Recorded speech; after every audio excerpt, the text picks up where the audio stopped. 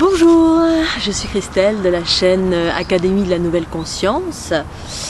Je vais vous parler aujourd'hui à nouveau de la Kundalini avec différents aspects que je n'ai peut-être pas encore exprimés, partagés. La Kundalini trinitaire, qu'est-ce que c'est? Alors évidemment, je vais parler de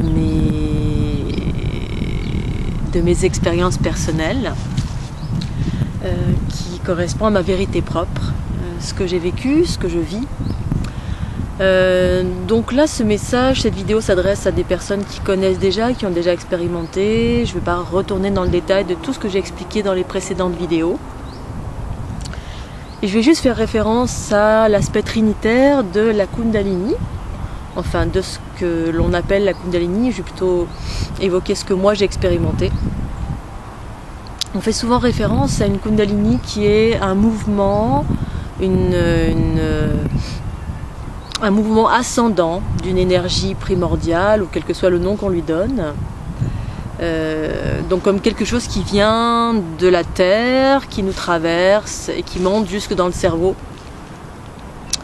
En ce qui me concerne, il y a un mouvement, enfin il y a toujours, puisque c'est un état permanent chez moi, un mouvement ascendant de cette énergie primordiale qui vient effectivement d'un espace que je pourrais situer comme étant en dessous de mes pieds, que j'ai identifié comme provenant de sphères unitaires et dont l'énergie qui se manifeste donc dans le sens ascendant est une énergie plutôt d'ordre masculine, faisant partie du principe masculin, qui monte à travers le corps, autour du corps, un peu partout.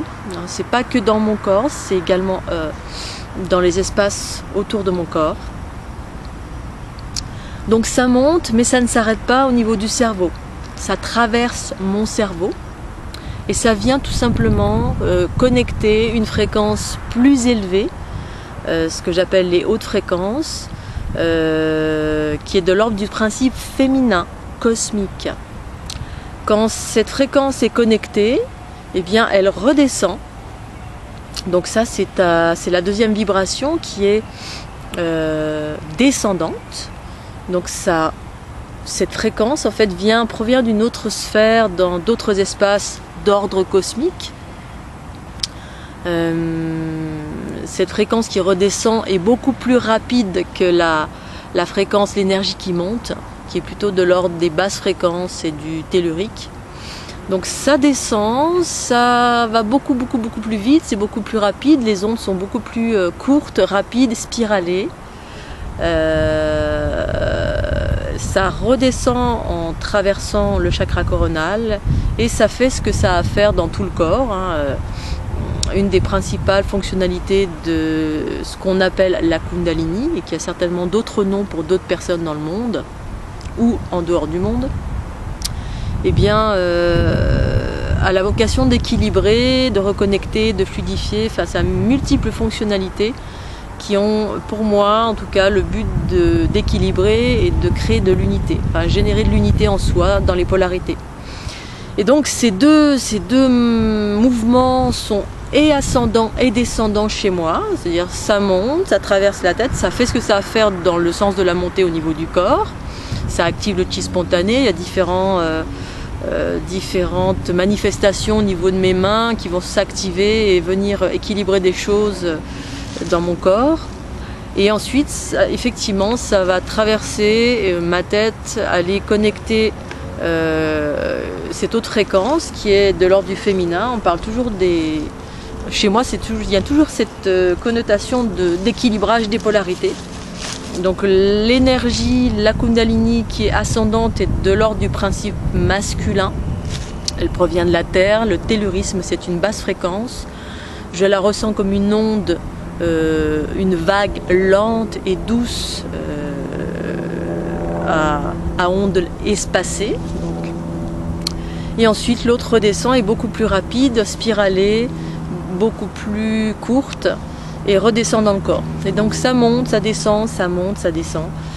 jusqu'à connecter ou ouvrir un espace qui est ce que j'appelle la troisième manifestation, d'où le nom Kundalini trinitaire, au centre, qui est l'union des deux apparemment, donc la sphère centrale, mon espace à moi, l'unité des deux polarités, le bas et le haut se sont réunis dans l'équilibre, ont fusionné et ça permet de retrouver cette sphère centrale. Donc là, c'est aussi, je peux également avoir d'espace à ce niveau-là, au niveau une activité au niveau on va dire de la poitrine, qui se manifeste selon les circonstances. Voilà, donc ça fait 1, 2, 3. Et ce chiffre 3, eh bien, pour moi en tout cas, ça correspond à la création harmonieuse, au principe de base de la création, de la vie manifestée. Du 1 naît le 2 et du 2 naît le 1. C'est l'inspiration, l'expiration, la conscience et la manifestation de cette conscience dans la matière. C'est aussi simple que cela. Voilà, donc je voulais faire cette petite vidéo juste pour expliquer qu'il n'y a pas qu'un seul type de Kundalini, la plus relayée dans toutes les écritures, toutes les explications, en tout cas à ma connaissance. On parle essentiellement de ce mouvement ascendant qui va inonder la glande pinéale, etc. Moi, c'est pas du tout ça. Voilà, ça traverse, ça équilibre, ça fait une multitude de choses, mais ça vient surtout connecter le principe féminin qui ensuite redescend dans le corps, va redescendre en dessous de mes pieds, reconnecter aux sphères d'ordre où le principe masculin est dominant. Enfin, dominant, c'est peut-être pas le terme, mais prévaut, on va dire, en quelque sorte. Et ainsi de suite. Ces deux-là, lors de la manifestation de la Kundalini, c'est ces deux fréquences qui fusionnent dans un espèce de balai de haut et de bas, venant connecter le troisième espace, qui est l'unité des deux, dans l'équilibre. Voilà, j'ai fait un petit post assez court par rapport à d'habitude, et puis j'en ferai d'autres. Je vous remercie de votre attention, et je vous dis à très bientôt sur la chaîne Académie de la Nouvelle Conscience.